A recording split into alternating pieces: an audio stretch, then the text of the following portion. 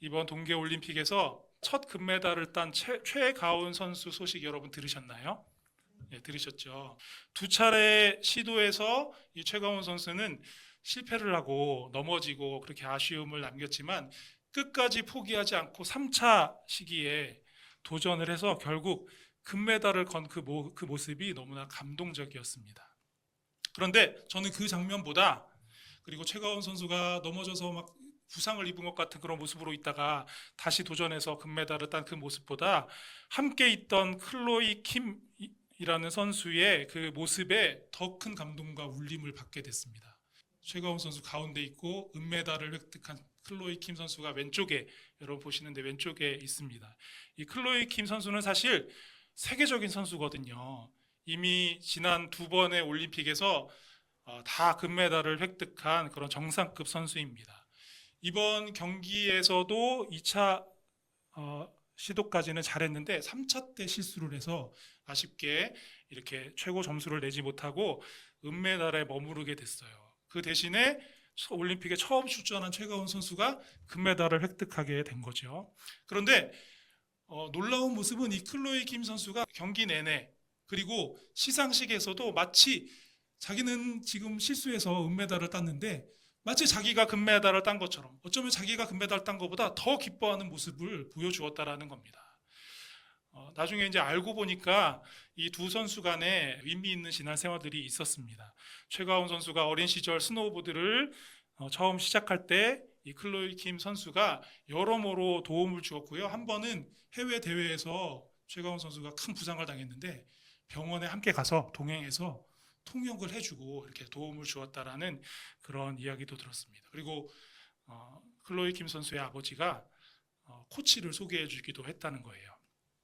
이번 시상식에서 클로이 킴 선수가 카메라에 잡힐 때마다 이렇게 하더라고요. 그냥 있는 게 아니라 마치 최가운 선수를 막 가리키면서 이제 최가운 선수의 시대가 왔다는 듯이, 그리고 좀 전에 본 사진에서도 이렇게 얼굴 잘 나오라고 목도리도 이렇게 막 내려주고 하는 그런 모습을 봤습니다. 마치 정말 자기 친동생보다 더 그 사랑스러운 눈으로 그를 바라보는 모습이었습니다.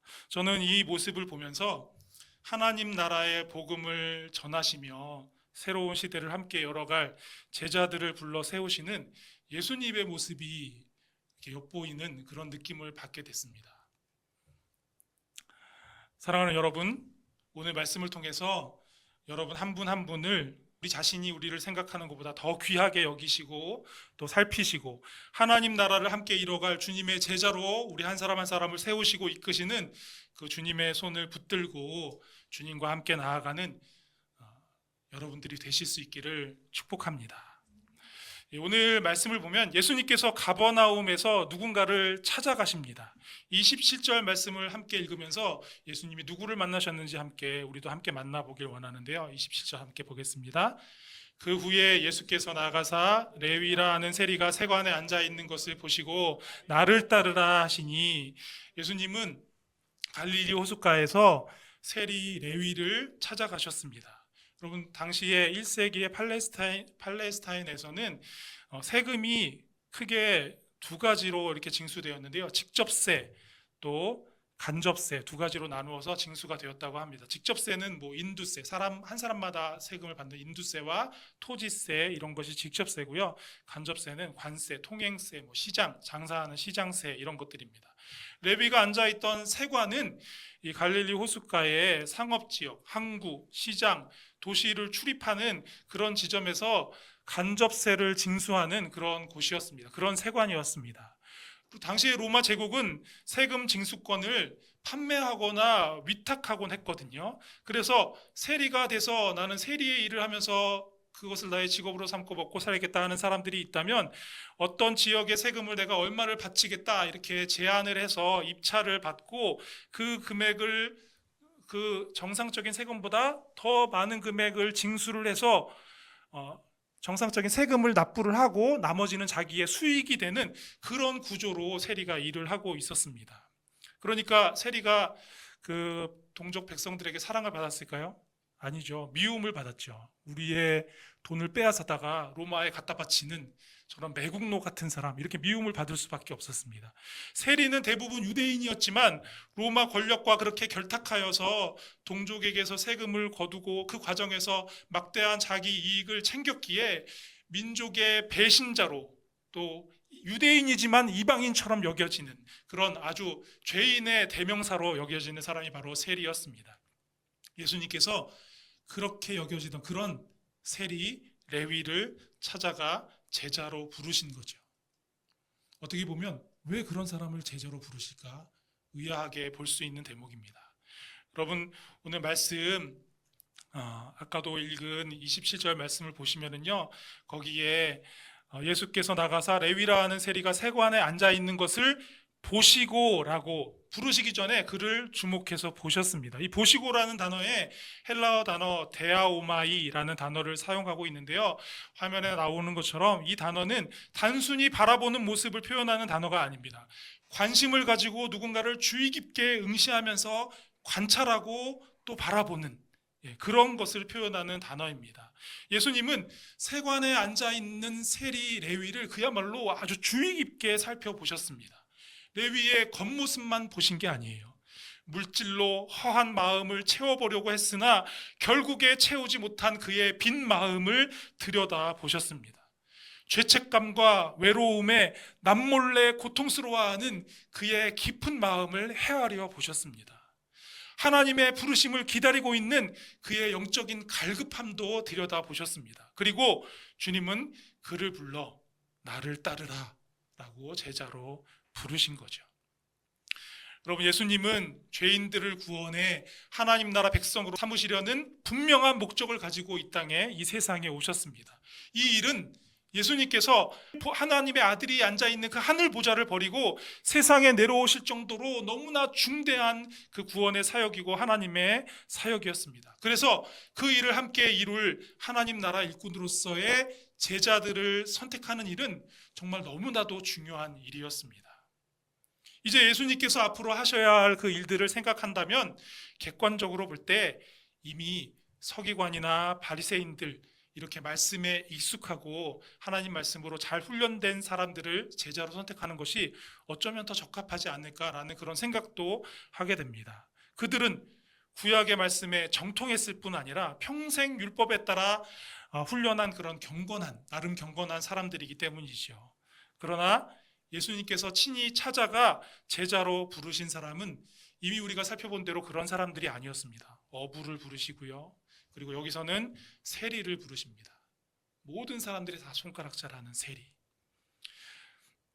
우리가 만약에 주님 곁에 있었다면 아마도 분명히 예수님, 하필이면 왜 저런 사람을, 예수님의 저런 죄인을 예수님의 제자로 부르십니까? 저 사람은 정말 돈밖에 모르는 사람입니다.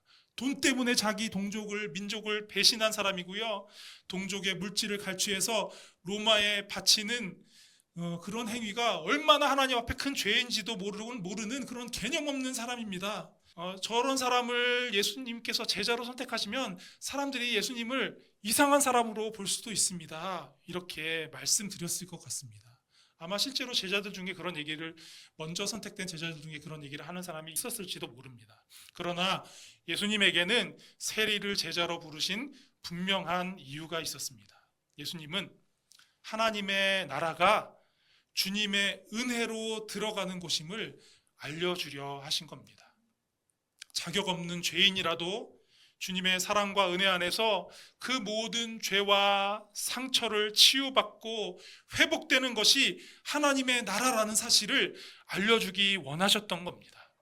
여러분, 오늘 본문 27절 또 28절까지 말씀을 다시 보면은요, 예수님이 레위가 세관에 앉아 있는 것을 보시고 나를 따르라 이렇게 말씀하셨죠. 그리고 그 말씀을 들은 레위가 모든 것을 버리고 예수님을 따라 나섰다라고 기록하고 있습니다. 그러나 정말 레위가 예수님을 처음 만난 자리에서 예수님의 부르심에 응답해서 제자가 되었을까요? 오늘 말씀만 보면, 사실 말씀의 이 누가복음의 흐름에 보면 예수님께서 이 레위를 언제 만난 적이 있었다라는 기록도 없고, 갑자기 레위를 찾아가 제자로 부르시고 네 하고 따라 나서는 것처럼 보이지 않습니까? 근데 정말 그랬을까요? 사실 그렇게 보기는 힘들죠. 레위는 당시 세리들이 그랬던 것처럼 갈릴리 호숫가 어느 길목에 테이블을 펼쳐놓고 세금을 걷고 있었을 겁니다. 그게 그의 일이니까요. 그리고 오가는 사람들이 나누는 이야기 속에서 어느 날 예수님의 이름을 듣게 되었겠죠. 예수님이 하시는 말씀이 무엇인지 직접은 아니지만 사람들의 입을 통해서 전해 듣기도 했을 겁니다. 그러다 보니 그분이 누구신가? 도대체 무슨 말씀을 하시는 건가? 사람들이 왜 저렇게 감동하는 건가? 그런 궁금한 마음이 들어서 어느 날은 무리에 섞여 들어가 예수님의 말씀을 직접 듣기도 했을 겁니다. 그리고 그의 마음속에 이렇게 차곡차곡 말씀이 쌓여서 그의 얼어붙은 마음을 녹여가던 어느 날 마침내 예수님께서 그가 펼쳐놓은 테이블, 그 세관에 찾아오셔서 그를 주목해 보시고 그를 제자로 나를 따르라 라고 이렇게 부르신 겁니다. 그리고 그 부르심이 레위 안에 이미 익어가던 믿음의 결단을 한순간에 일으켜 그가 예수님의 제자가 될 수 있게 한 것이죠. 여러분, 레위는 자신에게 다가오신 주님의 사랑으로 그의 마음속 깊은 상처가 치유되는 것을 경험했습니다. 다른 이들의 고통 위에 자신의 삶을 일구어가던 그 죄악을 떠나서 이제 새롭게 변화된 삶으로 살아갈 소망을 가질 수 있게 된 겁니다. 전에는 사람들이 하도 죄인이라고 손가락질하니까 어떻게 그의 삶에 변화를 줄 생각도 염두도 내지 못했는데 주님께서 부르시니 그런 소망을 가질 수 있게 된 것이죠. 그 거룩한 열망으로 인한 기쁨을 주체할 수 없었던 레위는 큰 잔치를 열게 됩니다. 그리고 예수님, 제가 연 잔치에 와주십시오. 그리고 제자들도 초대하게 됩니다. 나름 그가 예수님을 만나고 변화된 그의 마음과 삶을 표현하는, 그 기쁨을 표현하는 방법이었죠. 그런데 여러분, 오늘 말씀을 보면 한창 이렇게 잔치가 이어지고 있는 그때 어디선가 예수님과 제자들을 향해 비난하고 지적하는 목소리가 들려옵니다. 바리새인과 서기관들이 너희가 어찌하여 세리와 죄인과 함께 먹고 마시느냐, 이렇게 비방하는 소리였습니다. 여러분, 바리새인들과 서기관들이 그렇게 비방하는 것은 이 잔치의 겉모습, 피상적인 겉모습만 보고 판단했기 때문입니다. 그들이 그냥 먹고 마시며 즐거워하니까 먹고 마시며 즐기는 그 욕구를 채우는 그런 잔치를 열고 즐기는 것으로 본 것이죠. 또한 그들은 그곳에 모인 사람들이 얼마나 율법과는 거리가 먼 그런 죄악된 삶, 경건하지 못한 삶을 살아가고 있는 사람들인지 그것에 주목하고 그들을 지적했습니다. 그들은 온갖 더러운 죄로 물든 존재이기에 그들과 함께 식사하고 교제하는 것은 적절하지 않다, 이렇게 예수님과 예수님의 제자들에게 얘기하고 있는 것이죠. 그러나 예수님이 왜 그 잔치에 참여하셨습니까? 주님은 그렇게 보시지 않았습니다. 그렇게 생각하지 않으셨습니다.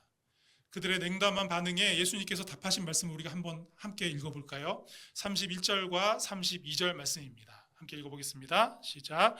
예수께서 대답하여 이르시되 건강한 자에게는 의사가 쓸데없고 병든 자에게라야 쓸데있나니 내가 의인을 부르러 온 것이 아니요 죄인을 불러 회개시키러 왔노라. 아멘. 주님은 그곳에 있는 사람들이 바리새인들과 서기관들의 기준으로 죄인이지만 바로 그들이 주님을 만나 치유되고 회복되어야 할 사람들이기에 그들에게 나는 간다라고 그렇게 말씀하시는 겁니다. 지금은 그들이 누가 보기에도 죄인이요 영적으로 병든 상태이고 어둠 가운데 걸어가고 있는 사람들이지만 주님을 만나 새로운 삶으로 살아갈 그 소망에 갈급한 사람들이기에 나는 그들에게 간다라고 말씀하시는 겁니다. 레위의 집에서 열린 그 잔치는 단지 맛있는 음식을 배불리 먹고 마시기 위한 그런 자리가 아니었습니다. 여러분, 실제로 그 잔치 자리에 오늘 말씀에는 정말 간단하게 기록되어 있지만, 간략하게 기록되어 있지만 실제로 그 잔치 자리에 어떤 일이 일어났을지 한번 여러분 상상해 보셨으면 좋겠어요. 레위는 주님을 만나고 자신이 받은 은혜를 그 자리에 있는 많은 사람들 앞에서 아마 간증하듯 얘기하고 나누었을 겁니다.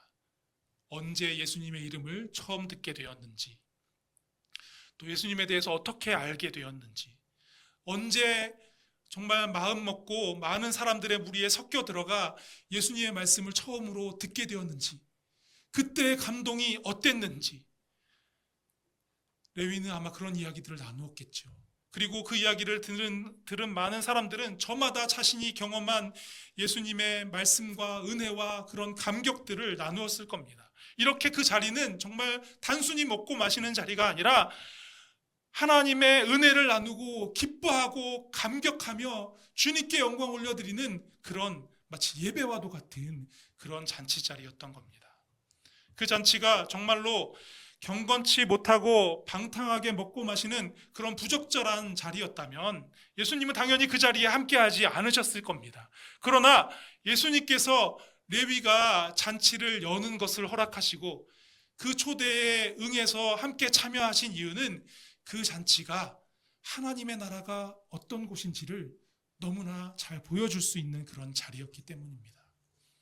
율법의 기준으로 자격을 갖춘 사람이든 그렇지 못한 사람이든 구분하지 않고 각각의 사람들이 받은 주님의 은혜와 사랑을 증거하고 나누며 기뻐하는 그런 자리였기 때문에 주님이 그 자리에 함께 하셔야 했던 겁니다. 여러분, 우리는 매주 이렇게 교회 나와서 예배 드리잖아요. 그런데 여러분, 교회가 어떤 곳이라고 생각하십니까? 교회는 내가 얼마나 오랫동안 신앙생활을 했는지, 얼마나 성경과 율법을 많이 배워 알고 있는지, 얼마나 많은 훈련을 받았는지를 자랑하고 그런 나의 모습을 드러내는 자리가 아닙니다. 연약하고 부족한 이들을 보며 상대적인 우월감을 느끼고 드러내놓고든 아니면 마음속으로든 그들을 정죄하면서 그와 나 사이에 선을 긋고 나누는 방식으로 자신을 높이는 그런 자리가 교회가 아닙니다. 그런데 오늘날 교회들 보면 안타깝게도 교회 안에 그런 모습이 적지 않다라는 것을 발견하게 되죠. 여러분, 교회는 레위의 집에서 열린 잔치와 같이 하나님의 나라를 보여주는 곳입니다. 연약하고 부족하여 때로는 제 가운데 방황하던 이들이 주님을 만나서 그분의 사랑 안에서 위로를 얻고 다시 살아갈 소망을 발견하고 감격하는 자리입니다. 서로를 평가하는 대신 품고 격려하며 하고 중보하고 기도하면서 다시 새로운 삶을 살아갈 수 있도록 서로를 붙들어 일으켜 세워주는 곳이 교회입니다. 우리 리조이스 교회가 이런 모습으로 가득하기를 소원합니다. 우리의 예배가, 우리의 식탁이, 우리의 나눔과 교제가 주님 안에서 치유와 회복의 은혜를 경험하고 그 은혜를 서로에게 흘려보내는 그런 통로가 되기를 간절히 바랍니다. 레위의 식탁은 이렇게 오늘 우리가 보기에도 너무나 사모할 정도로 분명히 하나님의 나라를 보여주는 따뜻하고 은혜로운 그런 자리였습니다. 그런데 이어지는 말씀을 보면 그 모습을 불편하게 여긴 사람들이 또 다른 의문을 제기하고 있어요. 33절에 기록되어 있는데요. 제가 한번 읽어보겠습니다. 그들이 예수께 말하되 요한의 제자는 자주 금식하며 기도하고 바리새인의 제자들도 또한 그리하되 당신의 제자들은 먹고 마시나이다. 그럼 우리 이미 살펴본 30절에서는 예수님 일행에게 뭘 지적하고 있죠? 경건치 못한 죄인들과 세리들과 왜 어울리느냐, 왜 그런 사람들 죄인들과 어울리느냐라는 것을 문제 제기했다면 이번에는 예수님의 제자들이 경건하지 못하다라고 문제 제기하는 거죠. 바리새인의 제자들도 요한의 제자들도 자주 금식하고 기도하는데 도대체 예수님의 제자들 당신들은 금식하고 기도하는 모습을 볼 수 없고 이렇게 자주 먹고 마시는 모습만 보여주니 도대체 왜 그러는 겁니까? 그렇게 의문을 제기하는 겁니다. 저는 예수님의 제자들이 전혀 금식도 하지 않고 기도도 하지 않았다라고 그렇게 생각하지 않습니다. 이런 얘기겠죠. 바리새인의 제자들과 서기관의 제자들이 금식하고 기도하는 것처럼 그만큼 그렇게 많이 하지 못한다라는 그런 이야기이겠죠. 여러분, 정말 더 많이 금식하고 더 많이 기도한다면 더 경건할까요? 더 거룩할까요? 구약의 율법을 붙들고 살았던 바리새인들, 서기관들, 대부분의 유대인들은 그렇게 생각했습니다.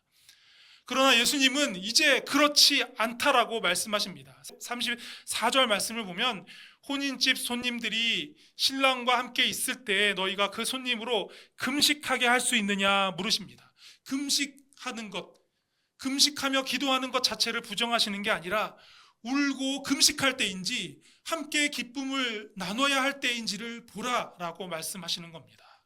사실 그들은 그들에게 익숙한 경건의 틀을 복음에 넣고 싶었던 거죠. 이런 그들의 생각을 아신 주님은 두 가지 비유의 말씀을 통해서 그들의 질문에, 그들의 문제 제기의 근원을 건드리시는데요. 이렇게 얘기하십니다.